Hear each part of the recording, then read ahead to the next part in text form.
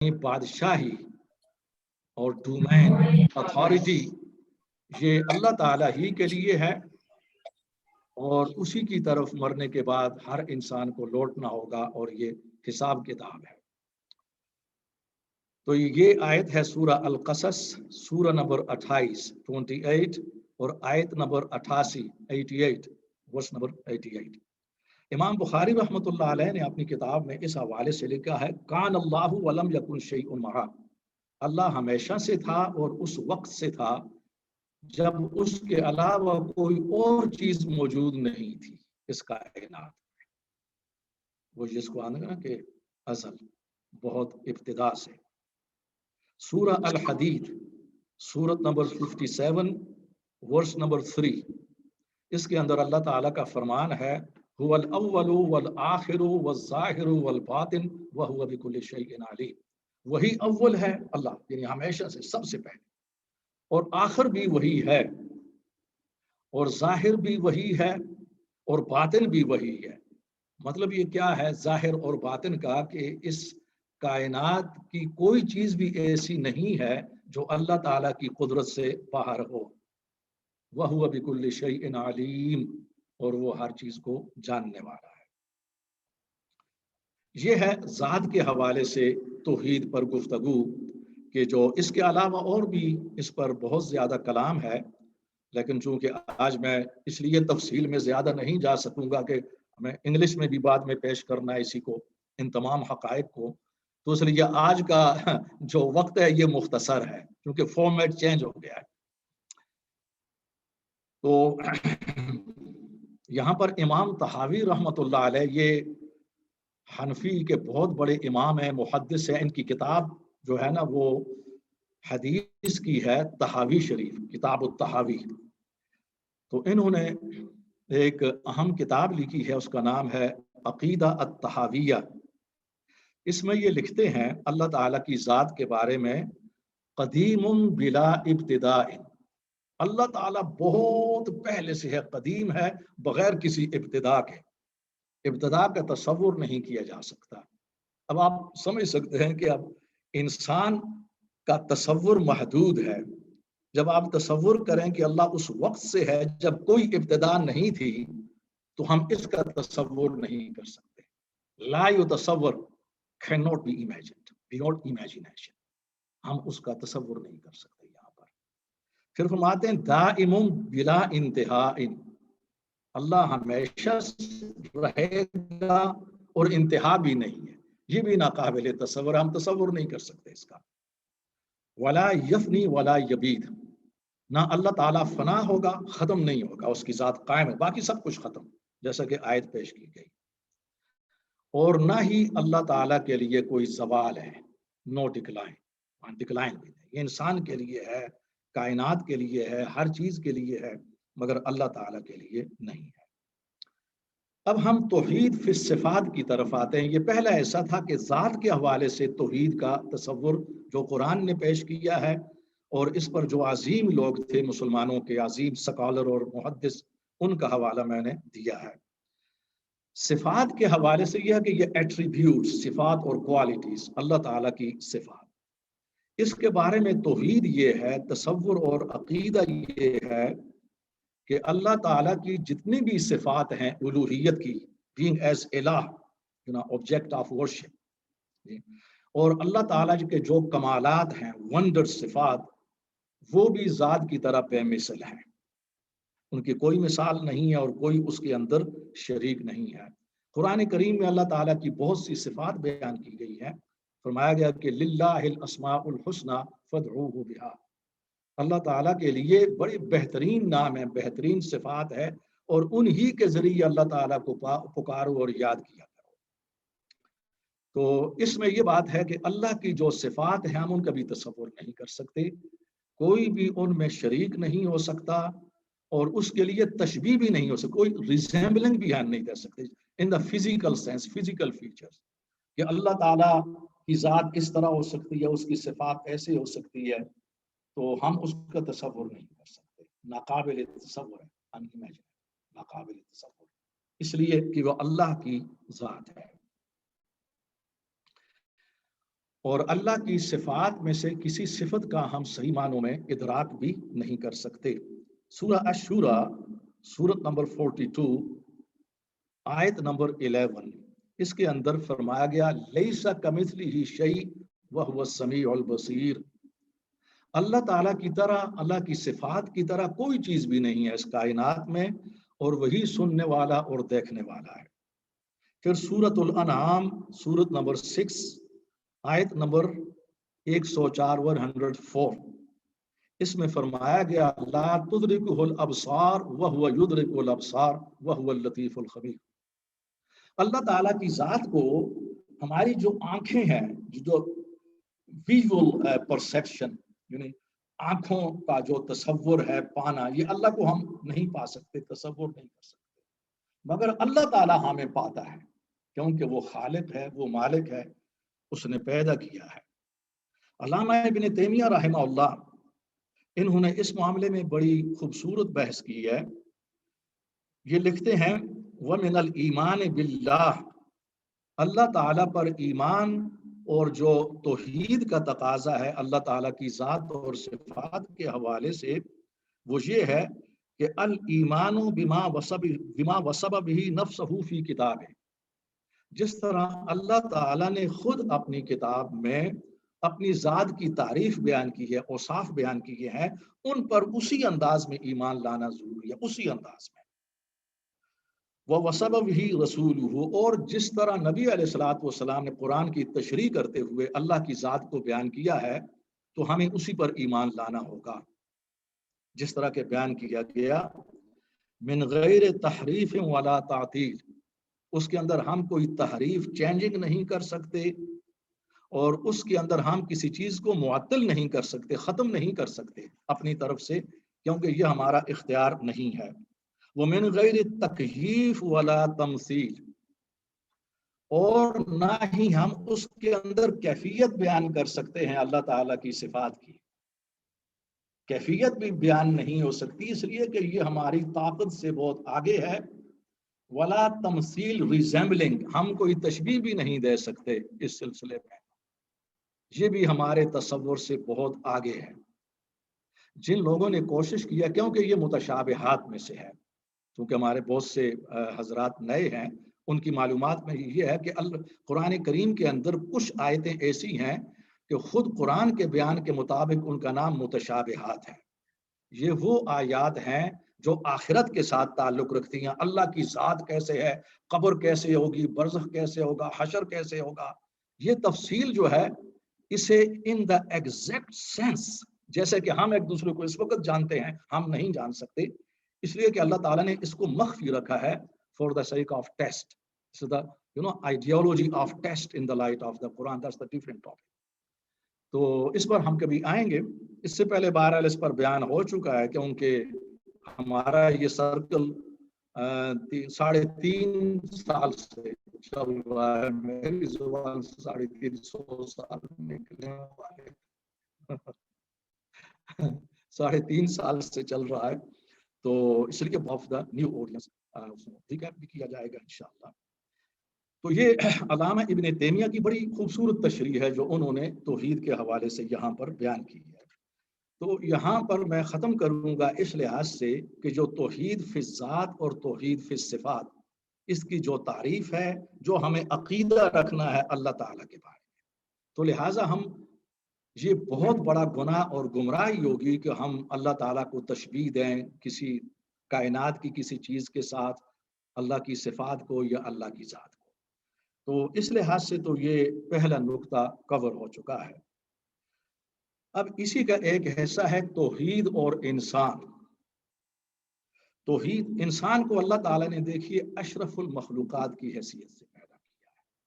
انسان اللہ تعالیٰ کی تخلیق کا شاہکار ہے، the masterpiece of the creation of God، اللہ کی تخلیق کا انسان۔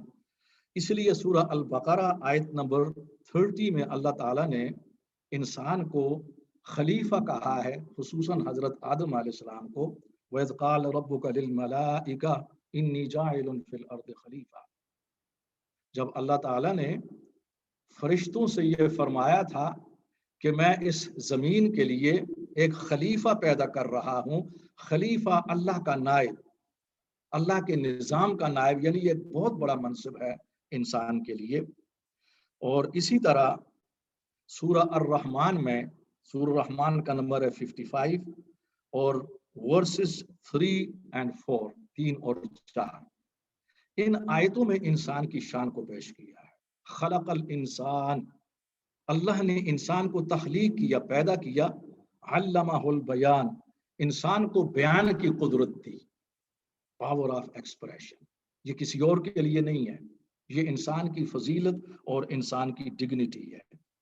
اسی طرح سورۃ الاسراء، سورت نمبر 17 اور آیت نمبر 70 اس میں انسان کی کرامت اور انسان کو اشرف المخلوقات قرار دیا گیا ہے. وَلَقَدْ كَرَّمْنَا بَنِي آدَمَ وَحَمَلْنَاهُمْ فِي الْبَرِّ وَالْبَحْرِ وَرَزَقْنَاهُمْ مِنَ الطَّيِّبَاتِ وَفَضَّلْنَاهُمْ عَلَى كَثِيرٍ مِّمَّنْ خَلَقْنَا تَفْضِيلًا. بنی آدم کو ہم نے کرامت اور فضیلت دی اور اسے خشکی اور سمندر میں ہم نے پھیلا دیا، صلاحیتیں دی، یہ آگے بڑھے اور کھانے کے لیے حلال اور طیب رزق دیا. اور ہم نے اپنی تمام جو اکثر مخلوقات ہیں ان پر اس کو فضیلت دے دی، اشرف المخلوقات. اس آیت سے ثابت ہوتا ہے جو ہم کہتے ہیں نا انسان اشرف المخلوقات ہے، the most noble of the creations of God، that's انسان، وہ اس آیت سے ثابت ہوتا ہے.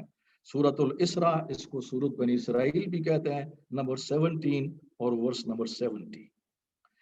اب توحید انسانی فطرت کا ایک حصہ ہے، integral part of human nature.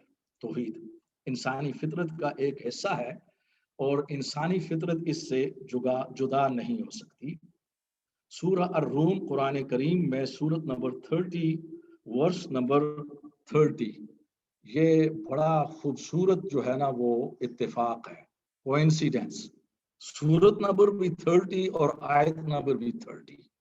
ہاں اس کے اندر اللہ تعالیٰ نے انسانی فطرت، اس کی خوبی اور اس کی ڈگنیٹی اور اس بات کو بیان کیا ہے کہ توحید انسانی فطرت کا حصہ ہے، انٹیگرل پارٹ ہے. فرمایا گیا فطرت اللہ التی فطر الناس علیہا لا تبدیل لخلق اللہ، یہ اللہ تعالیٰ کی وہ فطرت ہے، فطرت اللہ، اللہ کی فطرت کہ اللہ نے انسانوں کو اسی پر پیدا کیا. اس پر میں آتا ہوں کہ انسان اللہ کی فطرت پر ہے. اب دیکھیں یہاں پر یہ ایک بہت بڑی بات ہے، یہ آگے جب ہم اس کو ریلیٹ کریں گے نا یہ کرنٹ سچویشن کے ساتھ تو اس کے اندر یہ بات اس پر کھل کر بات. فطر الناس، وہ انسان کو اسی پر، چونکہ اللہ ایک ہے. جب آپ اللہ کی فطرت کو دیکھیں گے تو بیان ہو چکا ہے کہ اللہ ایک ہے، اور اللہ نے اپنی فطرت پر جب انسان کو پیدا کیا تو انسانی فطرت میں توحید ہے، اس کا انٹیگرل پارٹ. لیکن اس میں انسان کی فضیلت بھی آ چکی ہے. اللہ تعالیٰ نے اپنی خاص فطرت پر انسان کو پیدا کیا ہے. یہ صفت جنات کے لیے بھی نہیں ہے اور فرشتوں کے لیے بھی نہیں ہے، اس لیے اشرف المخلوقات. لیکن یہ ارذل المخلوقات ہوگا، ہم نے پہلے اپنے لیکچرز میں بیان کیا، اگر وہ اپنی اوبلیگیشن ادا نہیں کرے گا یہ ارذل المخلوقات ہو جائے گا، سب سے ہیوملیٹنگ، رذیل مخلوق، اشرف سے ارذل، لوئسٹ. اس لیے کہ یہاں پر بہرحال صفات ہیں اور ذمہ داریاں ہیں. قرآن کریم میں مشرکین کے حوالے سے، جو پیگنز، مشرکین، پولیتھیسٹ، ان کے حوالے سے آیات آتی ہیں. جب انبیاء نے خطاب کیا اپنی قوموں کو، اور خصوصاً نبی علیہ الصلوۃ والسلام نے اپنی قوم قریش کو یا عربوں کو، یہ جو پیگنز تھے، مشرکین تھے، تو ان سے جب یہ سوال کیا جاتا تھا وَلَئِن سَأَلْتَهُم مَّنْ خَلَقَ السَّمَاوَاتِ وَالْأَرْضِ، کہ تم بتاؤ کہ اس کائنات کو، آسمانوں اور زمین کو کس نے پیدا کیا، تو وہ جواب میں بتوں کا نام نہیں لیتے تھے کہ لات نے، منات نے، عزا نے، ہبل وغیرہ وغیرہ نے، نہیں. لَيَقُولُنَّ اللَّهُ، یہ آیت ہے قرآن کی کہ اللہ ہی نے پیدا کیا، کیونکہ انہیں اس بات پر یقین تھا کہ یہ بت اس کائنات کو پیدا نہیں کر سکتے، کیونکہ بتوں کو خود انہوں نے پیدا کیا تھا. یہ جو مشرکین تھے انہوں نے اپنے ہاتھ سے بتوں کو بنایا ہوا تھا، وہ تو مخلوق تھے. ان کے خالق یہ خود تھے مشرکین، اور اصل خالق تو اللہ ہے۔ تو اس لحاظ سے مسئلہ یہ ہے کہ ان کی فطرت میں وجہ کیا ہے کہ ان کی فطرت میں توحید تھی۔ یہی وجہ ہے کہ قرآن کریم میں سورہ العنکبوت کے اندر یہ وَإِذَا غَشِيَهُم مَوْجٌ كَالظُّلَلِ دَعَوُا اللَّهَ مُخْلِصِينَ لَهُ الدِّينَ فَلَمَّا نَجَّاهُمْ إِلَى الْبَرِّ إِذَا هُمْ يُشْرِكُونَ۔ یہ بڑی اہم بات ہے، اہم حقیقت ہے جو اللہ تعالیٰ نے اسے یہاں پر بیان کیا ہے۔ یہ مشرکین یعنی ایک طرف سے ان کی صورتحال یہ تھی کہ وہ اللہ کے قائل تھے، ایتھیسٹ نہیں تھے، ملحد ایتھیسٹ نہیں تھے، مشرک تھے۔ لیکن ہوتا یہ تھا کہ جب وہ سمندر میں سفر کرتے تھے کشتیوں میں، اور جب وہ موجیں آتی تھیں بادل کی طرح خوفناک، ڈریڈفل موجیں سمندر کی، تو فوراً وہ اللہ کو پکارتے تھے۔ اس آیت کا مطلب یہ ہے یا اللہ ہمیں بچا، وہ بتوں کا نام نہیں لیتے تھے، یا اللہ ہمیں بچا، اس لیے کہ وہ خطرہ کا وقت ہوتا تھا، خوف کا۔ اللہ فرماتا ہے کہ جو ہی میں ان کو محفوظ کر کے ان کی حفاظت کرتے ہوئے ان کو خشکی پر اتار دیتا ہوں، اذا ہم یشرکون، فوراً وہ شرک شروع کر دیتے ہیں، یہ خطرہ ٹل جاتا ہے نا۔ تو اس لحاظ سے وہ کہا جاتا ہے نا کہ وہ دولت میں سکون اور ایثار کا جذبہ 100 بار تجھے کہہ دیا ہے کہ نہیں ہے، آ جاؤ گے حالات کی زد میں جو کسی دن ہو جائے گا معلوم خدا ہے کہ نہیں۔ تو یہی جب زد میں آتے تھے نا تو خدا کو پکارتے تھے، بتوں کو نہیں، لیکن خطرہ ٹل جاتا تھا، اذا ہم یشرکون، دوبارہ اس کے اندر شرک تھا۔ پوائنٹ کیا ہے کہ اللہ کا جو تصور ہے یہ انسانی فطرت کا حصہ ہے، اس کو جدا نہیں کیا جا سکتا۔ کمیونزم جب 1917 میں کمیونسٹ انقلاب آیا رشیا میں، فرسٹ ورلڈ وار جو ہے نا جب اینڈ ہوئی تو اسی پر یہ بہت بڑا انقلاب تھا لینن کی قیادت میں، اور اس کا رائٹ ہینڈ اسٹالن تھا۔ کمیونزم آپ جانتے ہیں کہ یہ خدا کے تھے، یہ ایتھیزم کی نہایت جارحانہ شکل ہے، نہایت جارحانہ ایتھیزم کمیونزم ہے۔ تو انہوں نے millions of the people, million کو قتل کر دیا، جس میں مسلمان تھے، عیسائی تھے، اور بھی کچھ مذاہب کے لوگ تھے، فوراً کہ ایتھیسٹ ہو جاؤ، کوئی خدا نہیں ہے، ختم کر دیا۔ مسجدیں برباد کر دیں، چرچ برباد کر دیے، یا ان کو استبل میں یا آرٹ میں یا تھیٹرز میں تبدیل کر دیا گیا۔ یہ تاریخ ہے۔ سٹالن نے بہت زیادہ ظلم کیے جو آج تو آزاد۔ لیکن 70 سال کے بعد 1992 میں آپ دیکھیں جب کمیونزم کولیپس ہو گیا، USSR completely that was collapsed in 1992، تو پوری دنیا نے ایک نظارہ دیکھا وہاں پر، ایک انکریڈیبل، ناقابل یقین نظارہ تھا کہ فوراً جناب مسجدیں اور چرچز لوگوں سے بھر گئے، خدا کی عبادت کرنے لگے، جن کو 70 سال قتل کیا گیا، خدا کا نام لینا جرم تھا۔ اور اس کے بعد زیادہ مسجدوں کی ضرورت پڑ گئی، پھر لوگوں کو قرآن کی، پھر قرآن یہاں چھپنے لگے، وہاں پاکستان سے، باقی سعودی عرب، مصر وغیرہ سے وہاں قرآن پہنچائیں گے، چونکہ لاکھوں افراد ہیں، کوئی قرآن نہیں ہے، کیونکہ ہم مسلمان ہیں۔ کہ کرسچن نے بھی یہی کیا، اس لیے کہ وہ بھی خدا کے ماننے والے ہیں، اور یہ بھر گئے۔ اور لاسٹ جو سنڈے کو میں نے لیکچر دیا تھا وہاں پر عصمت انونو کا میں نے ایک حوالہ دیا تھا اردو میں، لیکن چونکہ آڈینس نیا ہے تو اس کا انگلش میں بھی میں دوں گا انشاءاللہ، کہ یہ رائٹ ہینڈ تھا مصطفیٰ کمال کا، جس نے 1924 میں جو انقلاب ترکی میں آیا اور خلافت عثمانیہ ختم ہوئی، اس کے بعد انہوں نے وہ جو الحاد تھا ایتھیزم، اسی طرح کمیونزم کی طرح جناب اذان پر پابندی، عربی زبان پر لباس ختم، کانسٹیٹیوشن جناب یورپ سے۔ تو مصطفیٰ کمال تو مر گیا، اور اس کا جو رائٹ ہینڈ تھا عصمت انونو، یہ مرا ہے 1973 میں۔ تو اس سے انٹرویو لیا تھا، اور اس نے مرتے وقت یہ انٹرویو دیا تھا اور کہا تھا کہ ہم نے لاکھوں انسانوں کو ترکی میں مارا، ختم کیا مسلمانوں کو، تاکہ الحاد ایتھیزم، اور اس کے الفاظ میں کہ ہم نے جو بیج بویا تھا وہ الحاد یعنی ایتھیزم کا تھا، لیکن اس سے جو پھل برآمد ہوا وہ اسلام تھا. بیچ ایتھیزم لگن تھا. کہنے کا مطلب یہ ہے کہ ہم نے انتہائی کوشش کی مگر ہم ناکام ہوئے. مسلمانوں کے دلوں میں سے خدا کا، اسلام کا، قرآن کا تصور ہم ختم نہیں کر سکتے. دوسرے الفاظ میں اس نے کہا کہ یہ ہماری بہت بڑی غلطی تھی اور یہ یعنی ایک ہمارے سامنے بہترین پکچر آتی ہے. اور یہ لاسٹ ٹائم میں نے بیان کیا تھا کہ اس وقت جو ماڈرن سائنس ہے وہ کائنات کے ڈیزائنر اور کریٹر کی طرف آ چکی ہے. اس وقت اس نے تسلیم کر لیا کہ خدا موجود ہے. ماڈرن سائنس ہے اور وہ ڈارونزم سے باہر آ چکی ہے. اس نے اپنا لائن آف آرگیومنٹ جو تھا نا، میتھڈولوجی، اس کو چینج کر لیا. یہ جرمنی کے بہت بڑے سائنسدان تھے professor Carl Troll in the field of the جغرافی. جغرافیہ کے اندر یہ سب سے بڑی اتھارٹی ہے، دا سائنس آف جغرافی، بہت بڑی. ان کے متعلق کہا جاتا ہے کہ انہوں نے ایک لیکچر دیا تھا یہاں لندن میں رائل آلبرٹ ہال کے اندر، یہ 1964 میں اور اس کا انتقال ہوا ہے 1975 میں، یہ فوت ہوا ہے یہ پروفیسر کارلٹرو.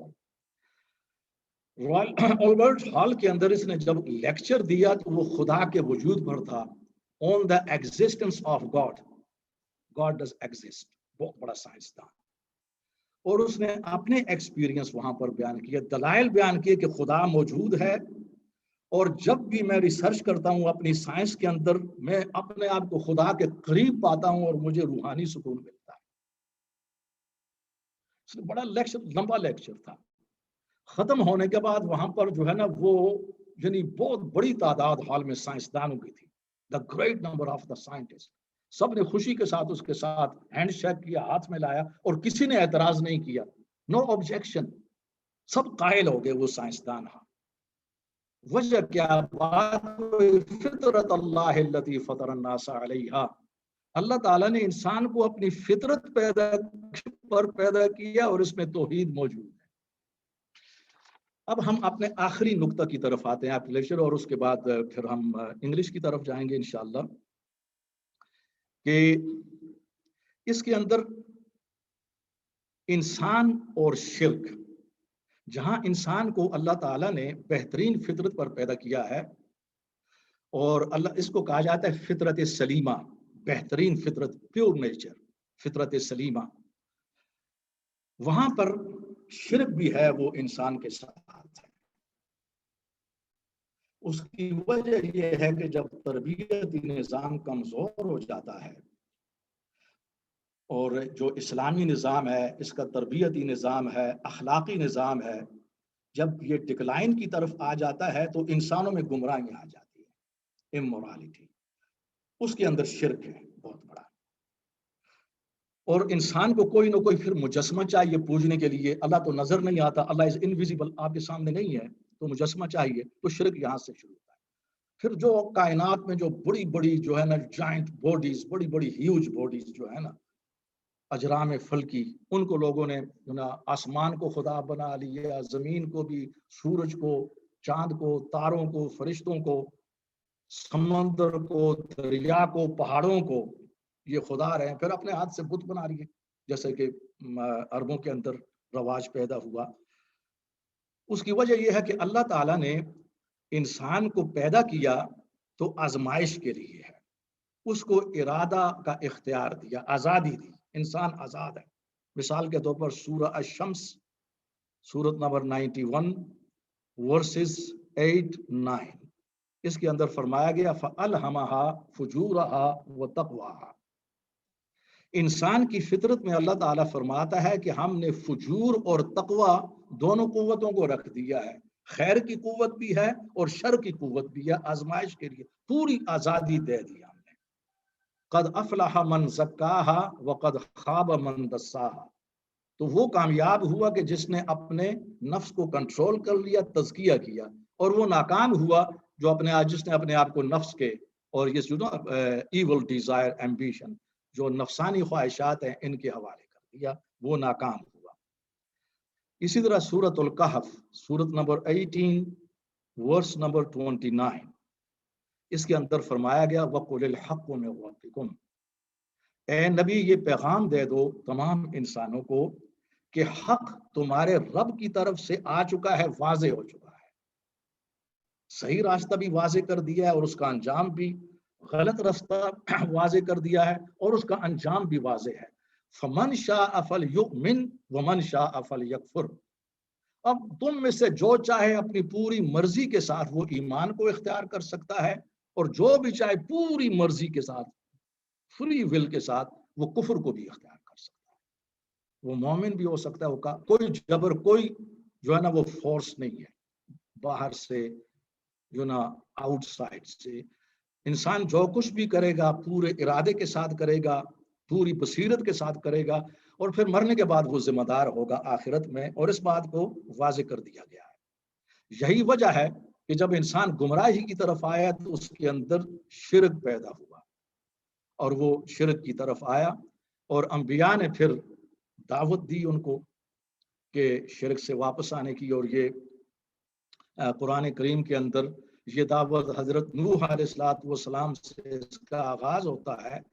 कुरान में पूरी तारीख है, हिस्ट्री, तारीख कुरान के अहम तरीन सब्जेक्ट्स में से एक है कि जिसके अंदर हमेशा अंबिया की दावत शिरक के खिलाफ थी। और लास्ट टाइम हमने इस बात को बयान कर दिया था कि मौजूदा दौर के अंदर, in the modern age, contemporary as, मौजूदा जमाने के अंदर अब चैलेंज शिरक नहीं है, अब एथीइज्म है। अब मुसलमानों को इस लिहाज से, जैसे कि मैंने अभी बयान कर दिया, कि अब हालात हमारे फेवर में है, मुसलमानों के हक में है। अब ये हम पर लाजिम है कि हम कुछ करें।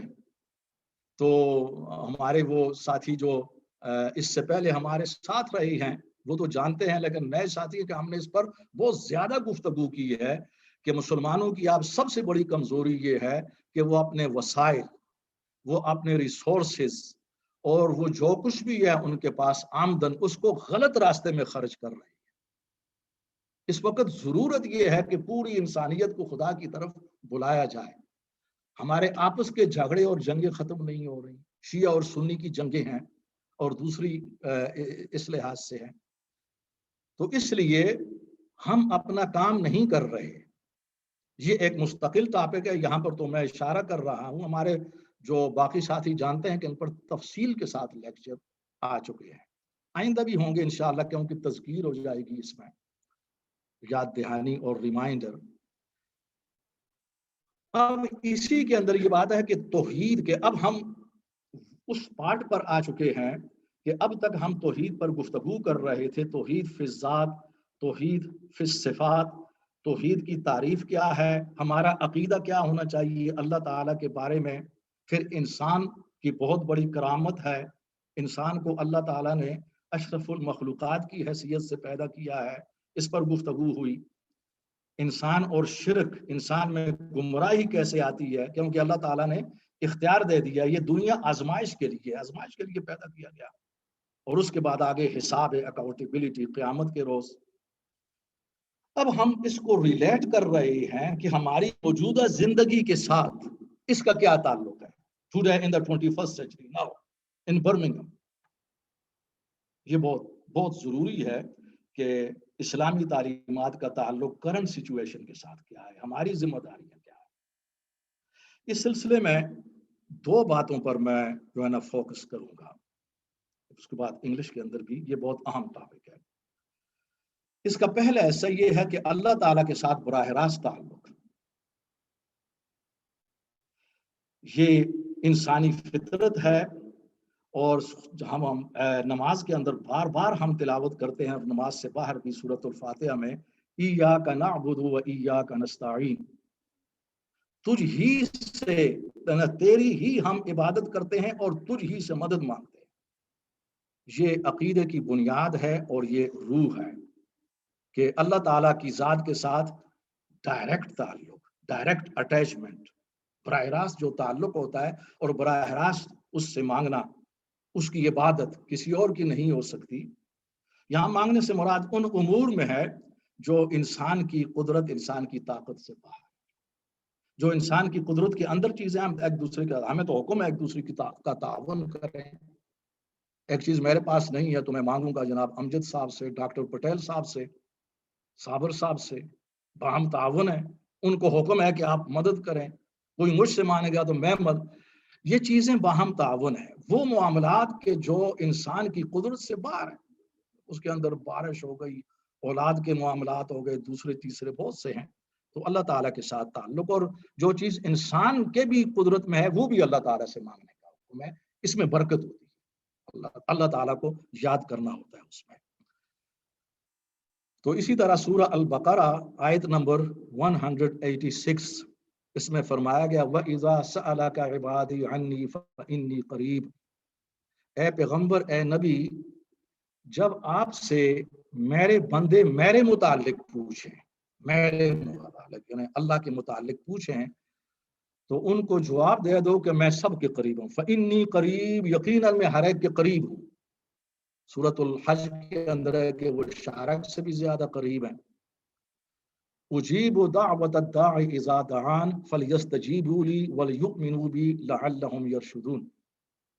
تو لہٰذا انہیں مجھے ہی پکارنا چاہیے اور میری طرف ہی ان کو رجوع کرنا چاہیے، مجھ ہی پر ایمان رکھیں. وہ یہی وہ راستہ ہے کہ وہ ہدایت پر آ جائے. ہدایت کا راستہ بالکل یہی ہے. تو یہ اور اس کے علاوہ بھی بہت سی آیات ہیں قرآن کریم میں کہ جس کے اندر اس بات کا حکم ہے. یہاں پر اب وہ عیسائیت کا یا بعض دوسرے مذاہب کا تصور یہ نہیں ہے کہ اللہ تعالیٰ پر تک براہ راست آپ لوگ نہیں پہنچ سکتے. اور ہم جانتے ہیں کہ عیسائیت کی ہسٹری میں جو کرپشن آئی ہے کہ پوپ کی اتھارٹی تھی اور اس میں مالی کرپشن، جنسی کرپشن، بہت سے واقعات. پھر وہ تحریک پیدا ہوئی مارٹن لوتھر کی جس سے پروٹیسٹنٹ عقیدہ سامنے آیا. تو یہ اس اتھارٹی کے خلاف، کیونکہ اللہ تک تم لوگ نہیں پہنچ سکتے، اس کے اندر واسطہ ہے. لیکن قرآن نے اس واسطے کو درمیان میں سے اڑا دیا ہے اور ختم کر دیا ہے. اور اسی طرح آج ہمارے ہاں جو مزارات کا سسٹم ہے، ہمارے لوگ جو ان پڑھ لوگ ہوتے ہیں، تو یہ بھی ایک ایسا معاملہ ہے کہ جس کے ذریعے ایک بزنس پیدا ہو چکی ہے. اب تو اچھی بات یہ ہے کہ لاسٹ ٹائم میں نے تو پوری مثالیں دی تھی کہ اب اسی صوفیاء کے مسلک میں سے لوگ اٹھ رہے ہیں اور اس کے خلاف کہ جو کچھ ہو رہا ہے آواز بلند کر رہے ہیں. وہاں میں سے یعنی وہ اس بات کا احساس ہو گیا ہے کہ یہ چیز ایک بہت بڑی بزنس ہے. میں ان لوگوں میں سے ہوں کہ جو صوفیاء کی خدمات کے قائل ہیں، اور اس سے پہلے جو میں لیکچر دے چکا ہوں اس کے اندر وہ دعوت پر 4 لیکچر ہوئے ہیں، اور اس کے اندر ایک لیکچر میں آج کل کے جو صوفیاء ہیں، ہمارے جو پیر ہیں، یہ وہ ایک بزنس بن چکا ہے. اچھے لوگ بھی موجود ہیں، اور پیر نصیر الدین نصیر انہوں نے بڑی اچھی توحید کی دعوت دی اور لوگوں کو دین کی طرف بلایا، اور بھی بہت سی مفتیان ہیں. لیکن یہاں پر جو بزنس کا معاملہ ہے، اب آج کل تو میڈیا کا زمانہ ہے، ہر چیز سامنے آ چکی ہے. ہاں جی، واٹس ایپ پر اور سوشل میڈیا پر ریسنٹلی کچھ ایسی پیروں کے حوالے سے جائیداد آئی تھی. ویسے وہ فیک ہے، اس کے وہ درست نہیں ہے، لیکن بات یہ ہوتی ہے کہ چیزیں ہوتی ہیں تو پھر لوگ اس کے اندر مبالغہ بنا لیتے ہیں. جی، تو یہ ان کے لیے بہت اہم بات ہے. چلتے چلتے مجھے آپ کے سامنے یعنی جن لوگوں نے، جن صوفیاء نے اور جن اولیاء نے انسانیت کے لیے خدمت، یہاں پر آپ دیکھیں کہ آج ہم جو مسلمان ہیں پوری دنیا کے اندر، ان کو تبلیغ یا صحابہ نے کی تھی شروع میں، یا تابعین نے کی تھی، تجار نے، اور زیادہ تر صوفیاء نے کی ہے. یہ بات آپ ذہن میں رکھیں، آپ اس کو ریجیکٹ، آپ چیلنج نہیں کر سکتے، یہ حقائق ہے. اب میں صرف ایک بات روحانیت کے لیے بیان کرنا چاہتا ہوں یہاں پر، روحانی درس کے لیے، کہ یہ آج کل پاکستان میں جو علاقہ ہے مکران، اچ اور یہ گوادر، کچھ سندھ کے علاقے اور کچھ بلوچستان کے، میں ماضی کی بات کر رہا ہوں، آج سے کوئی 600 سال یا 650 سال پہلے ایک خاندان اس پر حکومت کیا کرتا تھا. حکومت تھی، بادشاہ تھے وہ، اور ان ہی میں سے ایک سلطان حمید الدین بھی تھے جو بعد میں شیخ حمید الدین بنے. یہ سلطان بہاؤالدین کے بیٹے تھے، اپنے باپ سلطان بہاؤالدین کے انتقال کے بعد یہ قریشی تھے، وہ عرب سے آئے ہوئے تھے، تو ان کی حکومت تھی تو بہت بڑی. تو یہ سلطان حمید الدین ابھی میں کہوں گا 21 سال تک انہوں نے حکومت کی، بڑے جاہ و جلال اور بڑی شان و شوکت کے ساتھ اس پورے علاقے پر. اس دور میں ایک واقعہ ایسا ہوا کہ زندگی بدل گئی، لات مار دی پوری بادشاہی کو، فقیری کی طرف آ گئے. بعض واقعات ہیں انسان کی زندگی کے اندر انسان چینج ہو جاتا ہے، بہت اہم واقعات ہوتے ہیں. واقعہ ایسا ہوا کہ ان کا جو محل تھا ایک باغ کے اندر تھا سلطان حمید الدین کا، اور دوپہر کے وقت یہ آرام کیا کرتے تھے. ہمارے ہاں اس کو قیلولہ کرنا کہتے ہیں، اردو زبان میں قیلولہ. دوپہر کا آرام جو ہاٹ کنٹریز ہیں آپ لوگ جانتے ہیں کہ اس میں بڑا عام ہوتا ہے دوپہر کا. تو ان کی ایک خادمہ ہوتی تھی جس کا نام نونیت تھا. وہ خاتمہ ان کے بستر کا اور سارے معاملات کی انچارج تھی. وہ ہر روز بہرحال وہ دوپہر کو آرام کرتے تھے، ان کا بستر جو نا بچھانا، سجانا، باقی لوازمات کا اہتمام کرنا. ایک دن ایسا ہوا کہ اس خادمہ نے، نونیت نے، وہ بستر جب تیار کیا، وہ شاہانہ بستر تھا، بڑا نرم تھا. اس کے دل میں یہ خیال آیا کہ ابھی تو بادشاہ کے آنے میں دیر ہے، تھوڑی دیر کے لیے اس پر میں لیٹ کر ذرا اندازہ کرتی ہوں.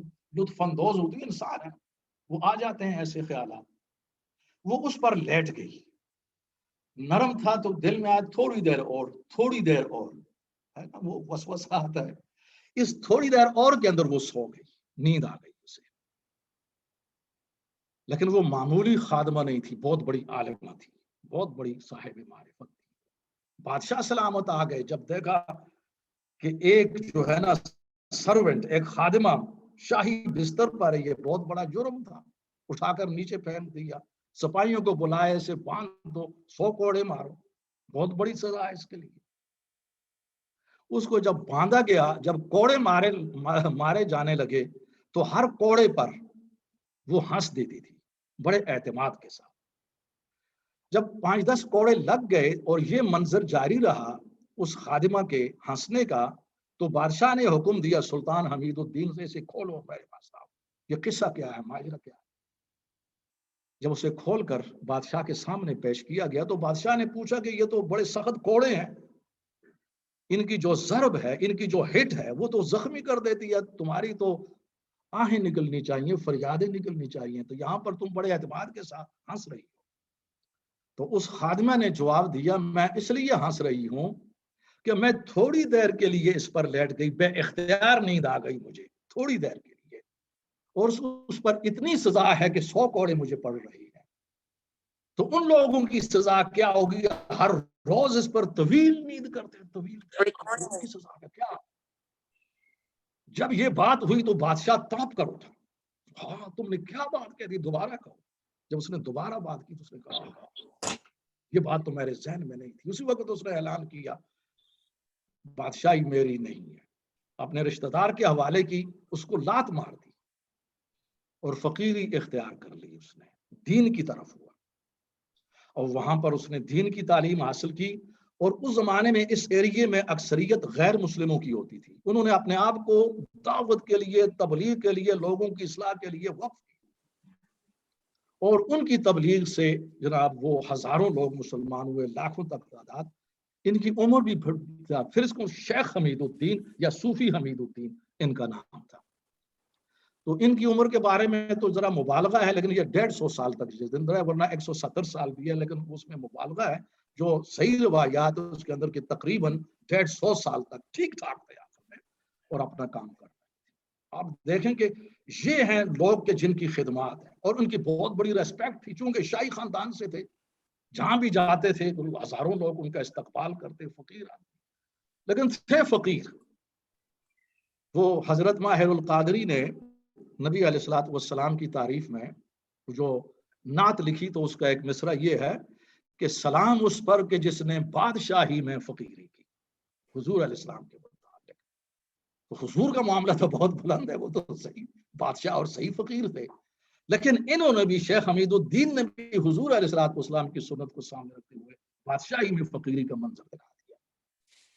تو اس لیے آج کے جو ہمارے پیر صاحبان ہیں ان کی اہم اہمیت ہے، اور وہ اپنی اہمیت کو سمجھیں، اور ان کی وجہ سے بہت زیادہ اصلاح ہو سکتی ہے، کیونکہ جو مولوی صاحبان ہیں وہ امپلائیز ہیں، وہ نوکر ہیں لوگوں کے، وہ زیادہ کام نہیں کر سکتے، اور نہ ان کی اس قسم کی کوئی تربیت ہے۔ آخری نقطہ یہ ہے کہ اللہ تعالیٰ لا محدود ہے۔ جس طرح کہ اللہ تعالیٰ نے ہمیں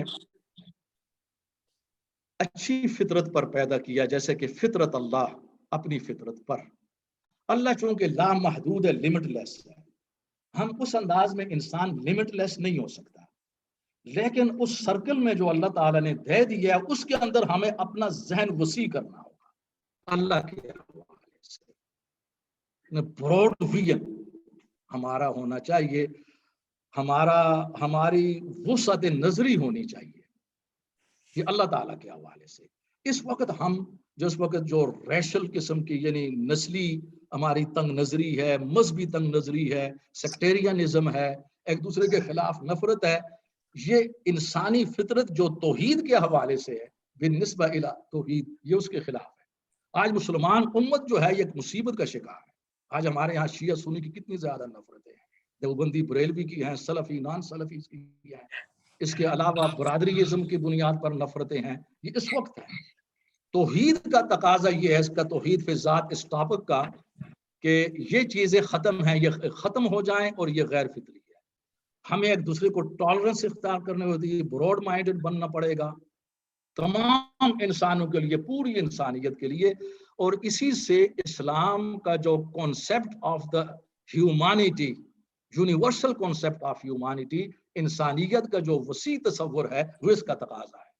آج مسلمان اس سے محروم ہے، یہ ریلیونٹ ہے اس وقت، آج اس جو ہے نا یہ ہماری ذمہ داریوں میں ہے کہ لوگ اس کی طرف آئیں اور اپنی اصلاح کریں، اور اسی کے اندر جو ہے نا ہماری سلامتی بھی ہے، ہماری حفاظت بھی ہے۔ اور میں سمجھتا ہوں کہ اس وقت جو اسلاموفوبیا ہے، جو ریسزم ہے مسلمانوں کے خلاف، یہ اسی کے ذریعے سے اس کو ختم کیا جا سکتا ہے، یا اس کو کافی حد تک منیمائز کیا جا سکتا ہے، کم کیا جا سکتا ہے۔ میں اب اس کے بعد اپنے آخری پورشن کی طرف آ رہا ہوں، انگلش کی طرف۔ ماشاء اللہ، I am very grateful to you, my young brothers who've been listening for a long time, for your forbearance, your patience, very patiently, mashallah. I'm sure you have understood some of it, not completely, but some of it from the Urdu. Right. So the topic is Tawheed fi Zat wa Sifat. It means the oneness of God Almighty in terms of his own entity, Zat, being as God, being as the objective of worship, was Sifat, and in terms of his qualities and his attributes. Right. It means Allah subhanahu wa ta'ala is unique in terms of his qualities, in terms of his Zat, as he is, being as God Almighty, being as Allah, being as the deity of worship. He is unique, and there is no resembling, there is nothing we can say in the physical sense or we can imagine. Let me give you a few examples. For example, Al-Quran kulluhu fi tawheed. This is the whole of the Quran is based on the concept of Tawheed, oneness of Allah subhanahu wa ta'ala, lahu ma fi samawati wa ma fil ard. This verse is repeated frequently in the Quran. To Allah belongs everything, whatever is in the heavens and earth. La mithala lahu wa la sharika lah. There is no resembling, no mithal for Allah Ta'ala in the physical sense. He is unique, and there is no partner, can never be any partner in terms of his power, his sifat. And in this connection, in Surah Ash-Shura, which is 42 and verse number 11, Allah Ta'ala says here, Laysa kamithlihi shay. Nothing is like him, like Allah Subhanahu wa Ta'ala, God Almighty in his universe. In Surah Al-An'am, which is number 6, verse number 104, Allah Ta'ala says here, La tudrikuhu al-absar wa huwa yudriku al-absar. And our eyes of the people and our visual perception can never comprehend the entity of Allah subhanahu wa ta'ala in real sense.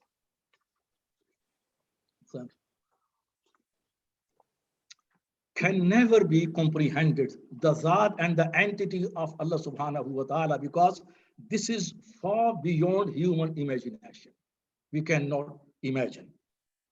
وَهُوَ يُدْرِكُ الْأَبْصَارَ. And He, Allah subhanahu wa ta'ala, can see us, can comprehend us, because He is Khaliq. We have been created by Allah ta'ala. Obviously, there is no problem for Allah ta'ala in terms of His own universe. And now the point is very important, Tawheed and Insan. The relationship between Insan, human beings, and Tawheed concept of the oneness of Allah subhanahu wa ta'ala. Allah ta'ala has created, and this is a great ni'mat and the blessing from Allah ta'ala. This Insan, human being, has been created as a great and dignified creature from all rest of the creations created by Allah subhanahu wa ta'ala. In Surah Al-Baqarah, he has been created as a Khalifa agent, as a naib assistant. When Allah ta'ala decided to create Hazrat Adam alayhi salatu wasalam, the first man, first person, and he said, وَإِذْ قَالَ رَبُّكَ لِلْمَلَائِكَةِ إِنِّي جَاعِلٌ فِي الْأَرْضِ خَلِيفَةً. When Allah ta'ala said to his angels, the angels, they were assembled there, and Allah ta'ala said to them and revealed his decision, I'm going to create a Khalifa on the earth. Then after that, Hazrat Adam alayhi salatu wasalam was created by Allah ta'ala. So that was the human, that's the human dignity, dignified, respected by Allah ta'ala. And in Surah Al-Isra, and he is regarded clearly by Allah ta'ala as the most noble of the creatures. And generally we call it, and this is very quite famous in Urdu, Insan is Ashraful Makhluqat. Insan Ashraful Makhluqat. And it has been stated by Allah Ta'ala in Surah وَلَقَدْ كَرَّمْنَا بَنِي آدَمَ وَحَمَلْنَاهُمْ فِي الْبَرِّ وَالْبَحْرِ وَرَزَقْنَاهُم مِّنَ الطَّيِّبَاتِ وَفَضَّلْنَاهُمْ عَلَى كَثِيرٍ مِّمَّنْ خَلَقْنَا تَفْضِيلًا. We have respected the son of Adam, all human beings. And this is the origin of Insan, human beings. And we spread them over land and sea. And this is the ability of Insan. It has been separate and controlling over sea, oceans, and also land as well, because of his enormous abilities and skills granted by Allah Ta'ala. And we provided this Insan, same human beings, the pure his provision, sustenance. وَفَضَّلْنَاهُمْ عَلَى كَثِيرٍ مِّمَّنْ خَلَقْنَا تَفْضِيلًا. And we preferred these human beings over the much of our creations. So human, he has been dignified. And the second point is Tawheed, oneness of Allah Ta'ala. This is the integral part of human nature. As I already stated, Allah Ta'ala says in the Quran, فِطْرَةَ اللَّهِ الَّتِي فَطَرَ النَّاسَ عَلَيْهَا, from Surah Ar-Rum. Insan has been created on Allah's nature. Allah has created with a special nature. This is a pure nature, right? So Tawheed is the part of human nature. We find beautiful and amazing instances even from the history of the polytheists, the pagans of Arabia. For example, when they were questioned by the Holy Prophet sallallahu alaihi wasallam and his companion, who created heavens and earth? O people, O idol worshippers, you are not accepting Tawheed and the Quran. Tell us, who created? Man khalaqa as-samawati wal ard. La yaqulunna Allah. And their reply was, according to the Quran, that's Allah Ta'ala who created. They never mentioned the name of any Hubal, Lat, Manat, Uzza. They were the famous, outstanding idols that used to be worshipped in those days. Right? No, they never mentioned. Then again, the beautiful example, this is provided by the Quran in Surah Al-Ankabut as well as in Surah Luqman, and the beautiful examples. And this is concerning their voyage when they're traveling through the sea, right? And that was happened virtually. And Allah Ta'ala says there, when they travel through the sea in the ships, embarked into the ships, and when they are surrounded in the midst of the sea by the horrible waves of the sea in the form of the dark clouds, the zulal. So, da'avullaha mukhlisina lahuddin. So, in the state of khawf, they are terrified, they are frightened, and out of the state of khawf and this fear, they always said, exclaimed, Ya Allah, save us. Ya Allah, save us. We are in a great danger. They never mentioned any names of their idols. Right. Then Allah Ta'ala says in Surah Al-Ankabut, when they are saved and rescued by Allah Ta'ala with his special help on the land, immediately they started shirk again, because they were out of the danger. And again, Gumrai was deviation, the astray was there, welcoming them, unfortunately. That's the human nature. Why? Because the system of the tarbiyah that was collapsed for ages before the advent of the Holy Prophet alayhi salatu wassalam. And according to the historical narrations, history, in Arabia there was no shirk. The people were on the true Tawheed, oneness of Allah Ta'ala, due to the great work of Hazrat Ibrahim alayhi salam and his great son Hazrat Ismail alayhi salam. Because they lived there, they built Kaaba. Kaaba was the great practical symbol of Tawheed, oneness of Allah Ta'ala. And for a long time, according to the history, there was no shirk in Arabia. When shirk was started, that's terrible. That was due to the work and the struggle of Amr bin Luhay, this man, only this man. Because of this man, shirk was started there.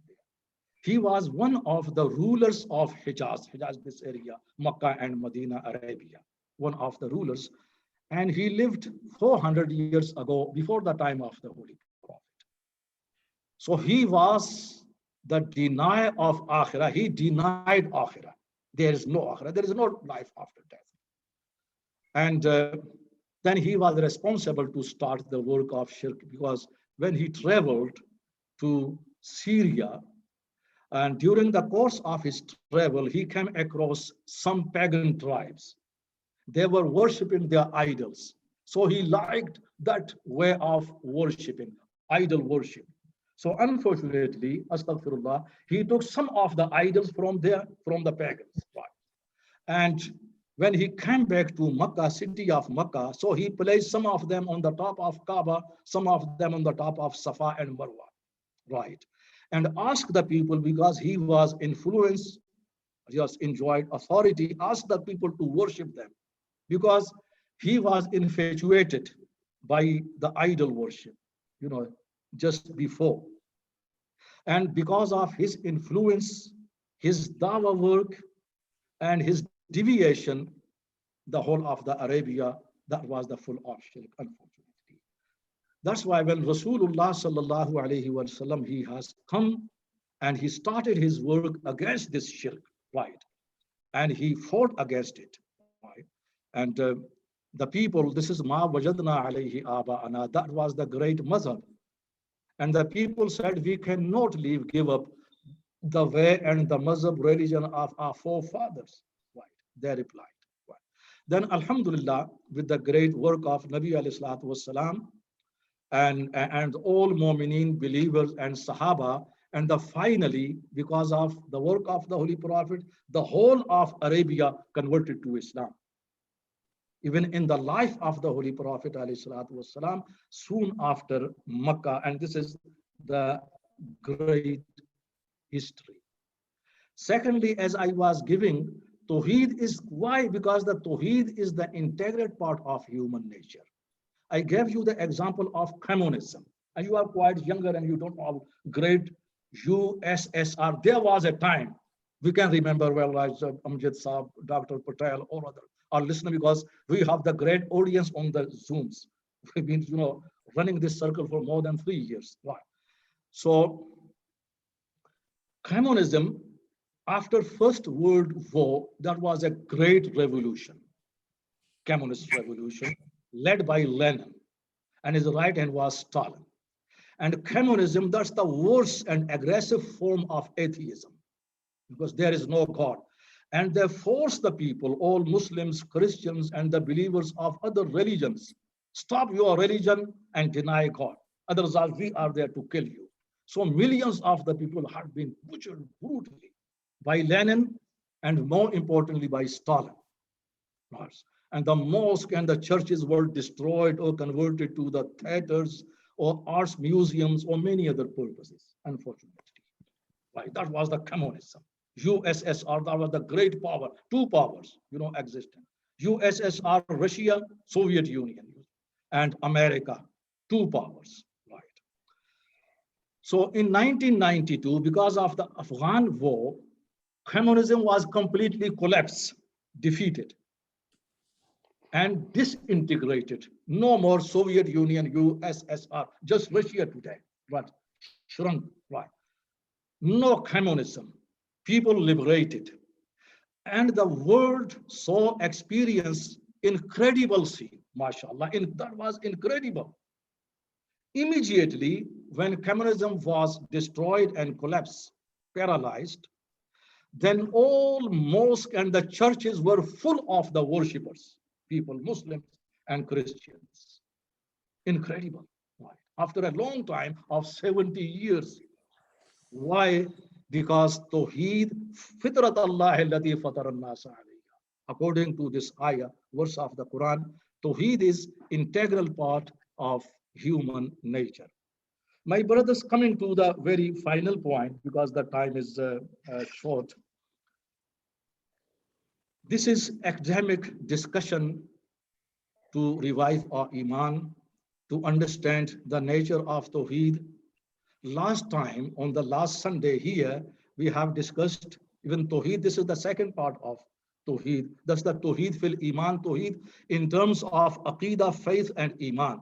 This is the second part, right? So we have to, correct and improve our Aqidah and Iman and our morality as well. But there are two important things. They are related to us today. This is the relevant, applicable today in the 21st century regarding our obligations today. In the sight of this lecture, I must say there's 2 points. The first one is the direct attachment with Allah subhanahu wa ta'ala, direct link. This is the beauty of Islam.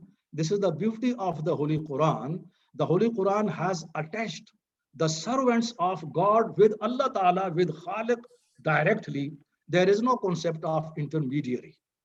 There is that. That's why we recite every day in our 5 daily prayers, time and again, Iyyaka na'budu wa iyyaka nasta'in. You alone, O Allah Ta'ala, we worship. And you alone we seek help from you. Right. And we have many other verses having the same nature and imparting the same message to us. So there is a direct link. Right. So we have to remember Allah subhanahu wa ta'ala, and there must be, because there is a history, the long history of Christianity, for example, not going to Hinduism because the time is very short. From the history of Christianity, the concept was intermediary. No Christian can approach God Almighty directly, must go through the authority of Pope. And that resulted in the form of huge corruption, financial corruption, as well as sexual corruption as well. There is a long history. That's why a movement started against the Pope and this authority, led by Martin Luther, 500 or 60 or 50 years ago, Martin. Then the new faith, Protestant, again Catholic, existed and came into being. What's that one? Why? Because no one was allowed to, invoke Allah Ta'ala, God Almighty directly, and the result was corruption. And we experience the same corruption today in the Muslim life as well. We need to get rid of that. And this is, I always said, this is the duty of the Sufis and peer type people, because they occupied the good authority, comparing to imams and the Maulvis and the khatibs, because they are employees of the committees. They have no authority, no influence, only except few people who are completely independent. As long as peer's position is concerned, it occupied the proper authority. They are responsible. I must tell you that today we are Muslims because of the great, because of the enormous, and because of the tireless work of Sufis. They rendered the enormous, mashallah, services to spread Islam. I gave the example of one of them, Sheikh Hamiduddin, and perhaps you understood some of it, and no time to elaborate it, but you must keep in your mind, they are great services, right? But today, this is a business, right? They have to improve themselves. The second point is more important, my brothers, for us today. Because Allah Ta'ala, we have been created on Fitrat-e Salima, pure nature, which is related to Allah Ta'ala. Allah Ta'ala himself said in Surah Ar-Rum, right? There is no hadith, this is the verse of the Holy Quran. Since Allah Subhanahu wa Ta'ala, his Zat is La Mahdud, limitless, very wide, enormous, you can't imagine. And human beings, this is the masterpiece of the creation of God, on the same nature. In our, we can never be limitless like Allah Subhanahu wa Ta'ala. No, it's not possible. You can't imagine. However, Allah Subhanahu wa Ta'ala has provided a specific circle to human being. Within this provided circle, we have to be broad-minded. Our vision must be wider and broad. This is nisba ila tawheed. And this is very important, essential, like namaz, like tawheed, like hajj, like all other obligations. We have to be broad-minded. We have to be loving everyone, loving for humanity. So here we derive and we prove the great concept of humanity in the Quran. What's the concept of humanity in the Quran and Islam? We can understand from here. Because bin nisba ila tawheed, this is nisba, attachment, affiliation with Allah Subhanahu wa Ta'ala through the concept of tawheed. So today, Muslim Ummah is suffering everywhere, in every corner of the world. You can experience today, witnessing, because of the narrow-mindedness, because of the sectarianism, because of the fights between Sunnis and Shias, because of the sectarian tendencies and hatred between different sects, Deobandis, Barelvis, Salafis, non-Salafis today. And also from the other side, on the political basis, social and brotherlyism as well. This is against this concept of Tawheed. This is the proper practical application today. This Tawheed applied today, now, at the moment. We have to be broad-minded. We must have the love and respect for all other, mutual love, tolerance, and respect. This is very important in the light of this concept of Tawheed. This is the concept of humanity. May Allah help us to understand the reality. May Allah protect us. And that's all today. Thank you for listening. وَمَا عَلَيْنَا إِلَّا الْبَلَاغُ الْمُبِينُ. اب ہم سب سے پہلے سوالات اپنے وہ لیں گے زوم سے، جو ہمارے ساتھی زوم پر ہیں، اور اس کے بعد ہم لائیو لیں گے جو ہمارا آڈینس ہے. آپ لوگ اسی طرح اردو کے اندر ہی، جیسے کہ پہلے آپ سوالات کیا کرتے تھے، آپ ہیزیٹیٹ نہ کریں، اردو میں پوچھیں جو آبات ہوں گے. تو اس کے بعد ہمارے جو آڈینس ہیں ان میں سے ینگ تو بہرحال انگلش میں ہی سوال کریں گے اگر ان کا ہوا تو. بہرحال پہلے جو ہے نا وہ آپ اپنا آغاز کریں.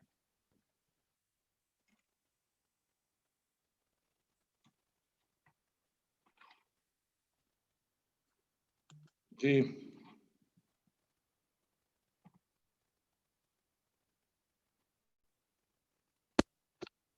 خواجہ جی خواجہ نذیر صاحب لاسٹ ٹائم ہم نے آپ کو مس کیا، آپ بڑی کوشش کر رہے تھے سوالات کرنے کی. ہمارے پاس جو آڈینس جو نا پاکستان سے بھی ہے، کینیڈا سے بھی ہے، ابروڈ سے بھی ہے، لندن سے بھی ہے، یعنی اور سلاؤ وغیرہ سے بھی.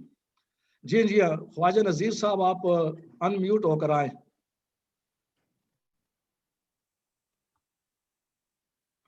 خواجہ صاحب پاکستان سے، فرام پاکستان. آواز نہیں آ رہی، انہوں نے میوٹ کیا ہوا ہے. ان میوٹ کریں. آپ ذرا پوچھ لیں آپ کے پاس اگر خواجہ مسعود صاحب کوئی کنٹریبیوشن اس میں حصہ. الحمدللہ ثم الحمدللہ، آپ کا لاسٹ لیکچر بھی ہوئی، آج کا لیکچر بھی الحمدللہ، اس سے بہت ساری باتیں ہمارے لیے یعنی مستفید ہیں، اور اس میں اللہ کو پہچاننے میں، اللہ کی وحدانیت کو ماننے میں، اور اللہ کی صفات کو سننے کے لیے ہم نے بہت کچھ سیکھا ہے. الحمدللہ ثم الحمدللہ. تو جو آپ نے انسان کی فطرت کی بات کی ہے، واقعی یہ بہت ہی اہم ہے. اور یہ ہے کہ کوئی بھی ہو، میں بھی جانتا ہوں، میں بھی یعنی اکثر میرے احبہ میں ملحد بھی ہیں، کرسچن بھی ہیں، اور دوسرے ریلیجن کے بھی ہیں، اور اگر ان کو دیکھا جائے تو جب بھی ان پہ کوئی صعوبت آتی ہے وہ خالق کی طرف جاتے ہیں. کوئی بھی ہو وہ خالق کی طرف جاتے ہیں. اور دوسرے خالد صاحب کیونکہ میں تو تبصرہ کر رہا ہوں، سوال نہیں کر رہا. جی خواجہ صاحب، خواجہ نذیر صاحب آپ آئیں. وہ پھر میوٹ ہو گئے. ہاں پرابلم ہے، ٹیکنیکل پرابلم ہے آپ کے پاس. جی مشینری الیکٹرانک سسٹم. جی یہ برادر سلمان جو ہے ہمارے سامنے وہ کوشچن کر رہے ہیں. جی ہم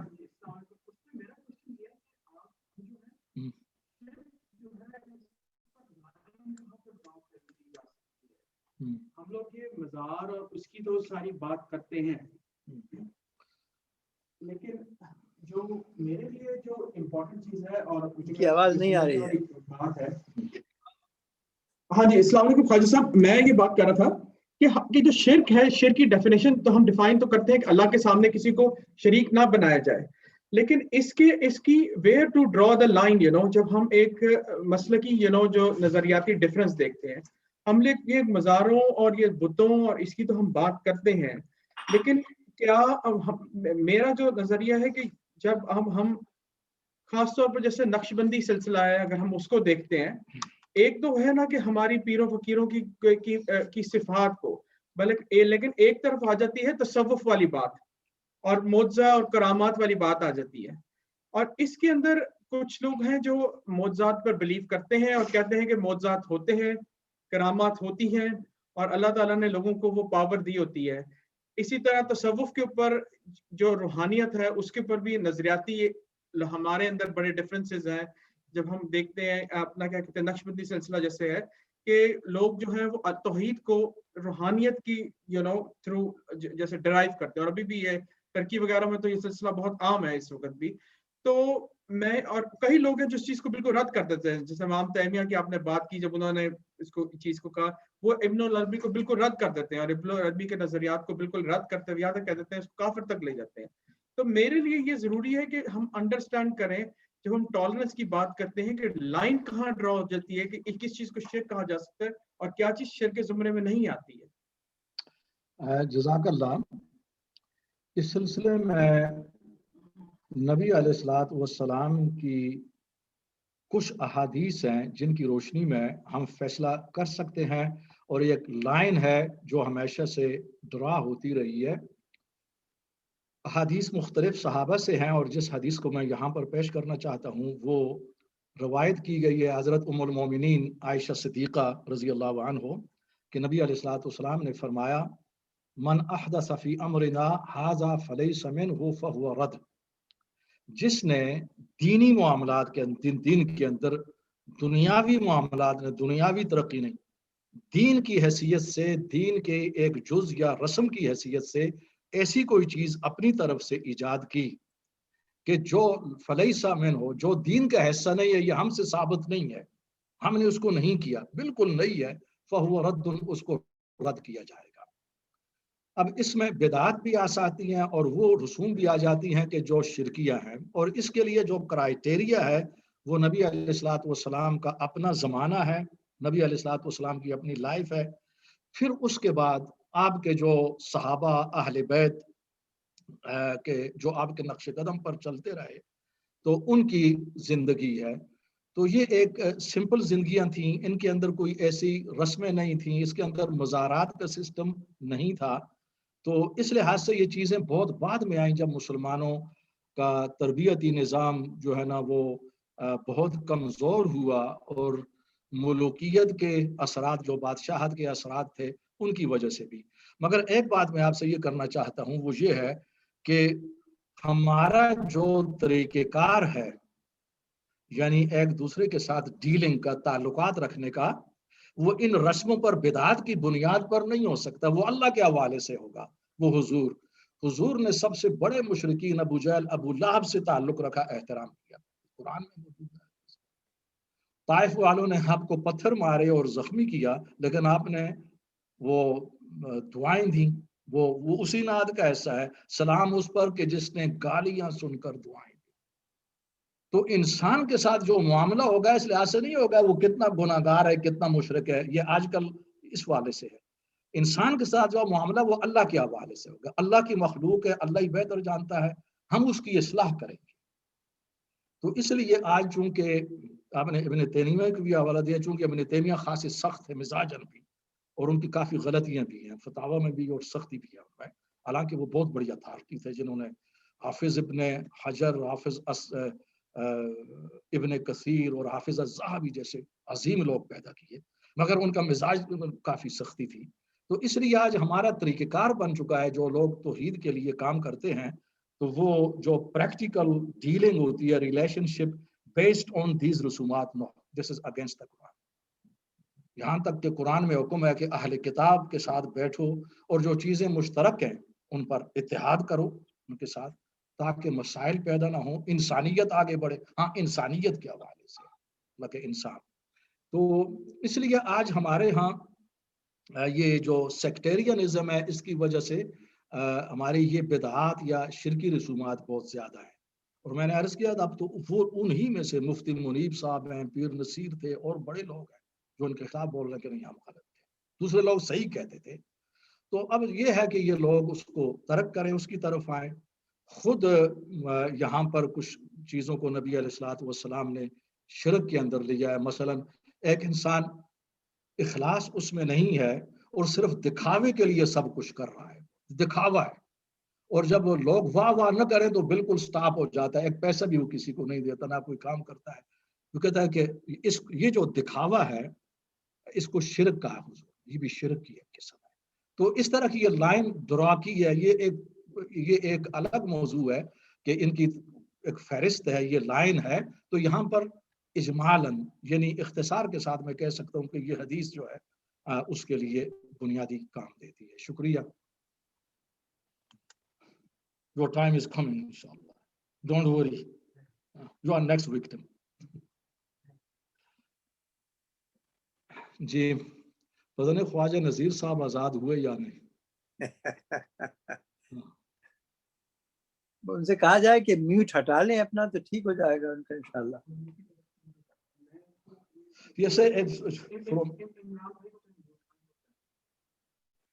ہاں یہ گل عمران صاحب اگر ان کو ان میوٹ کر دیں، اگر وہ ہیں تو۔ آج چونکہ موسم اس طرح کا ہے تو کچھ حضرات شاید نہ ہوں۔ ہاں Alright, from your side, any question or comments? Yeah.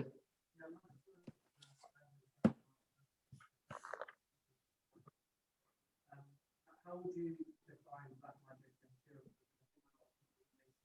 When type of black magic, they see a sort of power which is external to God, but perhaps that might be a form of shirk. So essentially, is the belief in black magic a form of shirk? And if not, then how do you go about understanding what black magic is and relating that to in an Islamic perspective?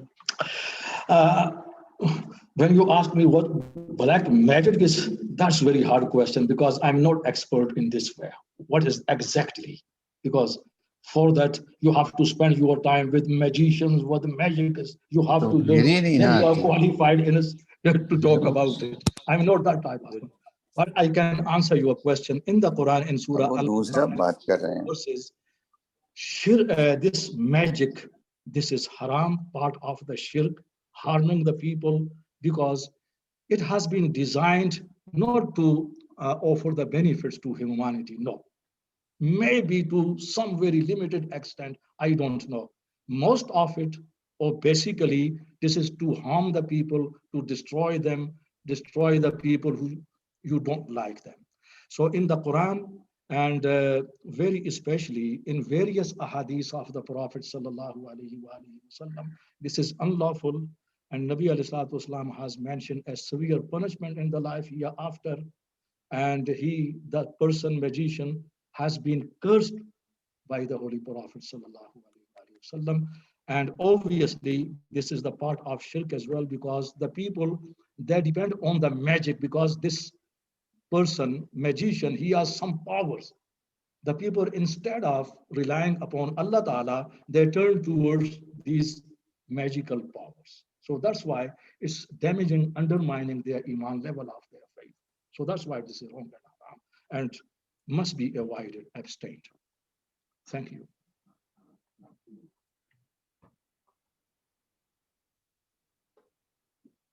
Magic is said that the person who believes in magic will never going to go in Jannah, you know. Basically. No, it's a severe punishment in hellfire, no paradise. There's only one hellfire, those who believe in magic. Yeah. Any question? कोई हमारे जो Zoom पर हैं साथी, वरना फिर दुआ पर इख्तिताम करें.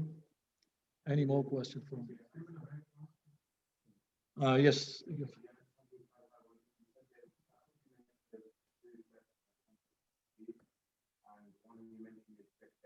डॉक्टर साहब अब आवाज आई जी मेरी?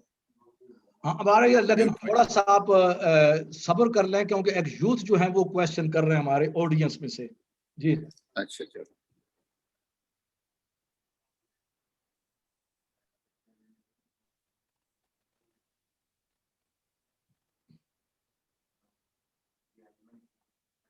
You're talking about the final points, very important point I was talking about. The first was the direct attachment, right? The second was we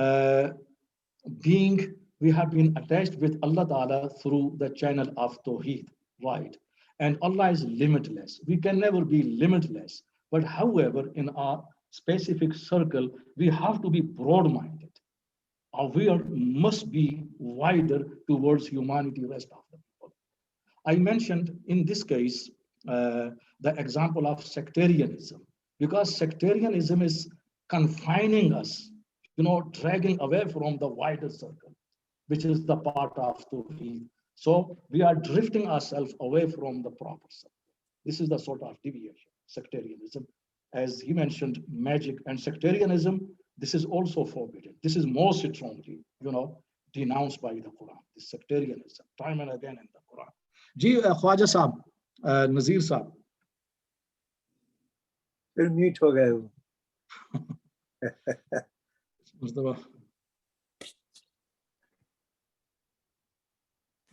आ रही है आपकी आवाज? हाँ जी, अब आ रही है. मैं बड़ा महरूम हो रहा हूँ. अब आ रही है? हाँ जी, अब बिल्कुल क्लियर है. हेलो, आ रही है जी? हाँ जी डॉक्टर साहब, मेरे पिछली बार से भी सवाल जो है वो रह गए.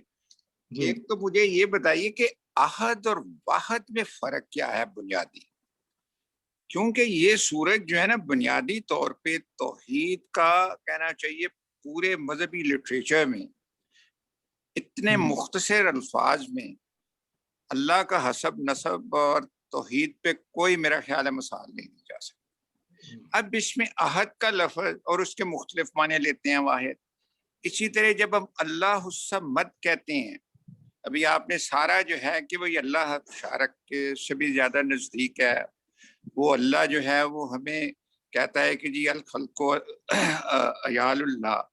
اب جب ہم کہتے ہیں اللہ بے نیاز ہے، اب مولانا مودودی صاحب اس کا جو کرتے ہیں کہ جی ہاں اللہ بے نیاز ہے، جب مولانا اصلاحی صاحب کرتے ہیں تو وہ کہتے ہیں اللہ سب کے ساتھ ہے. اب یہ اللہ کی اس لحاظ سے ایک طرف تو بے تنائی جو ہے وہ نظر آتی ہے، اور دوسری طرف ہم قربت.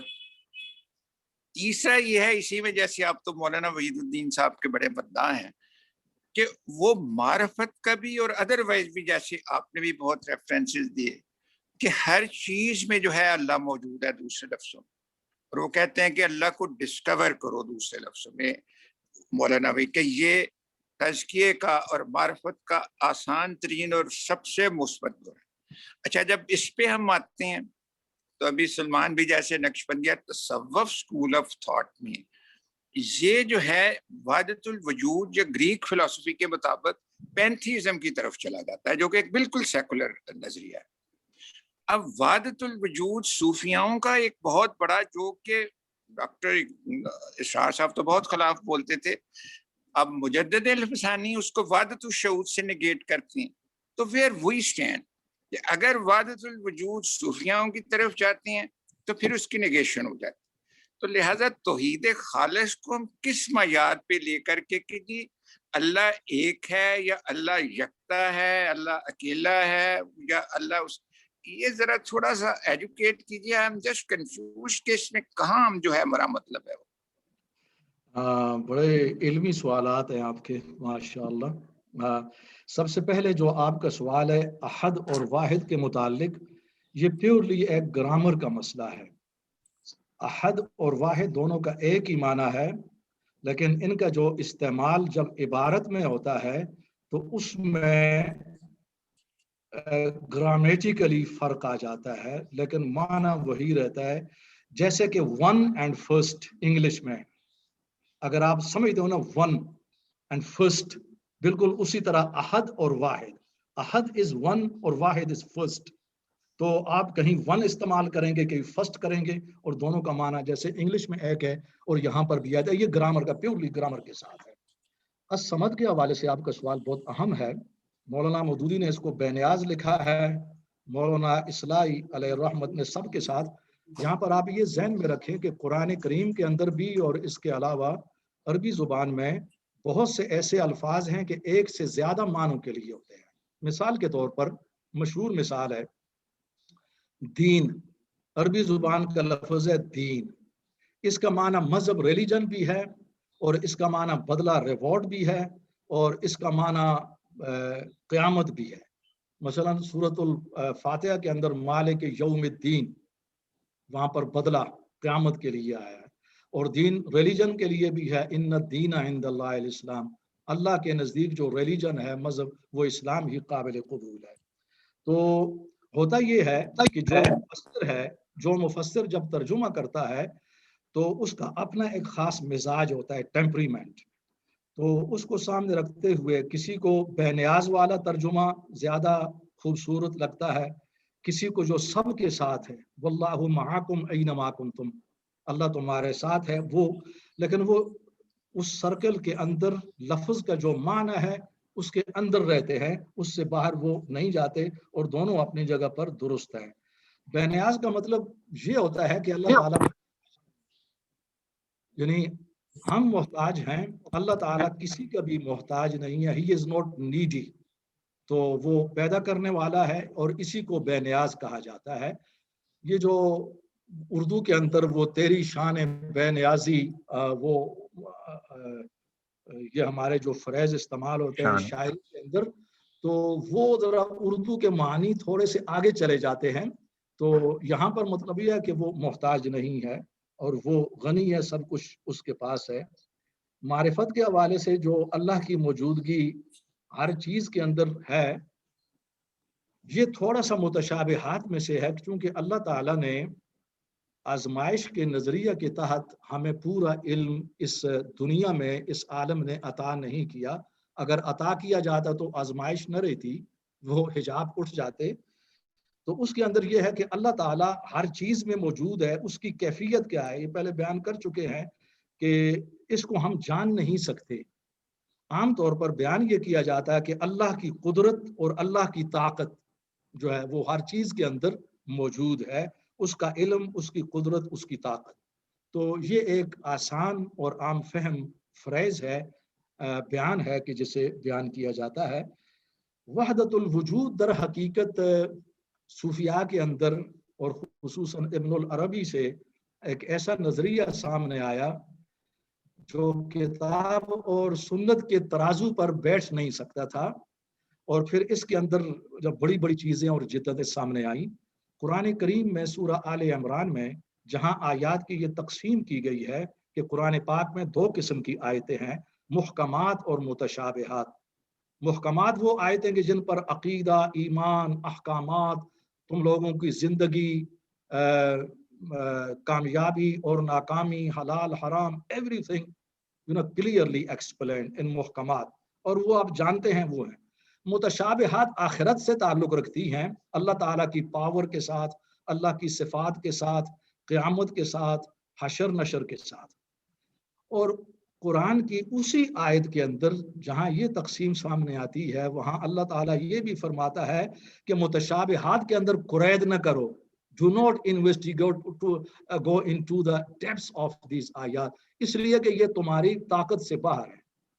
اور جب تم جاؤ گے تو کنفیوژن کے سوا، پریشانی کے سوا اور گمراہی کے سوا کچھ نہیں ملے گا. تاریخ یہ بتاتی ہے کہ ہمارے یہ لوگ unnecessarily ان حدود میں چلے گئے جن سے روکا گیا تھا. اب حضور علیہ الصلوۃ والسلام کا خطبہ ہے کہ اللہ تعالیٰ نے ہر چیز کو بیان کر دیا، حلال اور حرام، اور اس کے اندر جو کامیابی اور ناکامی، عقیدہ، ایمان، ایوری تھنگ. اور اللہ نے بہت سی چیزوں سے سکوت کیا. اللہ is silent there. They are gray areas. Silent. تو جہاں وہ سائلنٹ ہے وہاں نہ جاؤ، وہاں قرید نہ کرو، اس لیے کہ اس کی حکمت ہے. ہمارے یہ لوگ چلے گئے تو وحدت الوجود کا وہ عقیدہ آیا، پھر اس کے بعد گمراہیاں آئیں، پھر وہ تصوف کی جو پریکٹسز آئیں. حالانکہ جو صحیح صوفیاء تھے وہ کتاب و سنت پر تھے، انہوں نے بہت بڑا کام کیا. تو میں سمجھتا ہوں وحدت الوجود اور آج کا یہ مسئلہ نہیں ہے. یہ الحمدللہ کہ اب چونکہ علم اور نالج چینج ہو چکا ہے، اب وہ وحدت الشہود، وحدت الوجود، یہ آؤٹ ڈیٹڈ جو ہے نا ڈسکورسز، یہ بحثیں ہو چکی ہیں، اب وہ ماضی کا حصہ ہے. آج جو ہے ہمارے لیے، میں نے پہلے عرض کیا، وہ ایتھیزم ہے اور ہمیں اس کے لیے تیار کرنا ہوگا. اس لیے کہ ماڈرن سویلائزیشن، فکری قیادت اس کے پاس ہے، اور وہ ایتھیزم اور میٹیریلزم پر قائم ہے، ان 2 ستونوں پر. تو مسلمانوں کو اپنے آپ کو نالج کے طور پر ان کے لیے تیار کرنا ہوگا، کیونکہ یہ گلوبلزم کا زمانہ ہے، گلوبلائزیشن کا. تو وحدت الوجود، یہ نظریات اور بھی جو اشراقی نظریات تھے، وہ لوگ غلط راستے پر چلے گئے جہاں سے ان کو روکا گیا تھا. میں تسلیم کرتا ہوں، میں بڑے بڑے لوگ تھے. ابن العربی تو اتنا بڑا پڑھا لکھا، سب سے بڑا مفسر یہ تھا، اور 80 سے زیادہ اس نے بڑی بڑی جلدیں اس زمانے میں قرآن کی تفسیر پر لکھی، بڑا عمدہ کام کیا. لیکن ہمیں وحدت الوجود سے اس لحاظ سے اختلاف ہے، اور ڈاکٹر اسرار کی تنقید بجا ہے.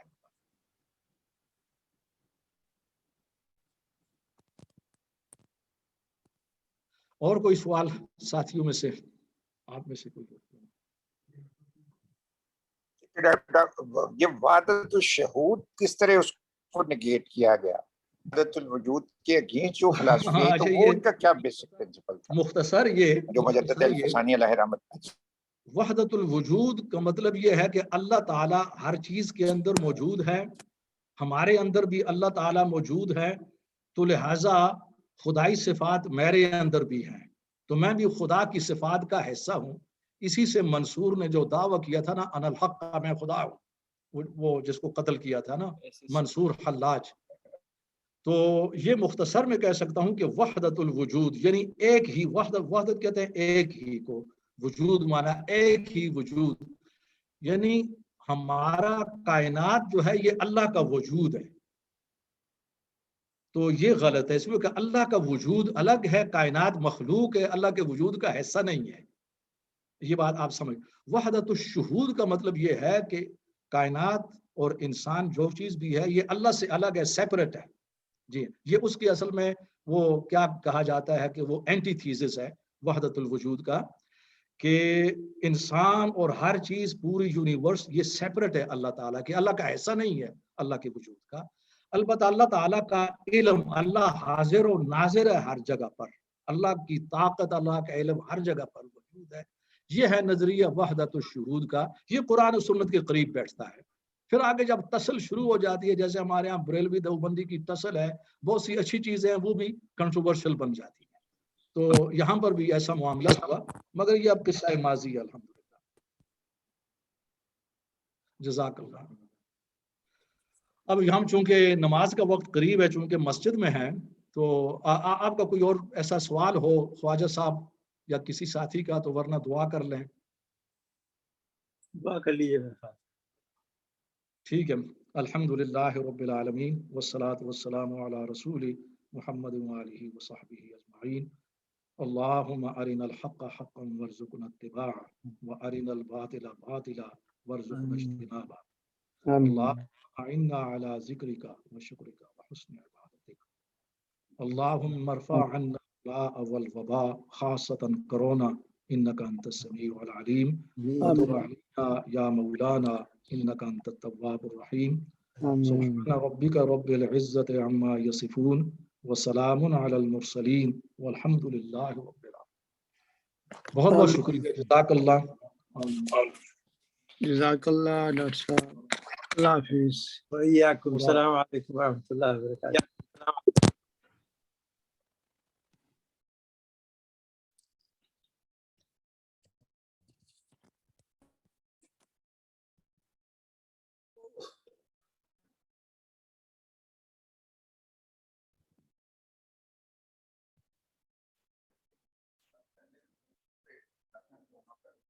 یہ جو ہے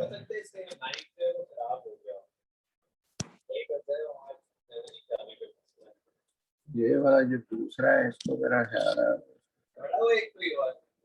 نہیں، یہ والا جو ہے یہ کا بھی ہے، یہ دونوں کا ہے۔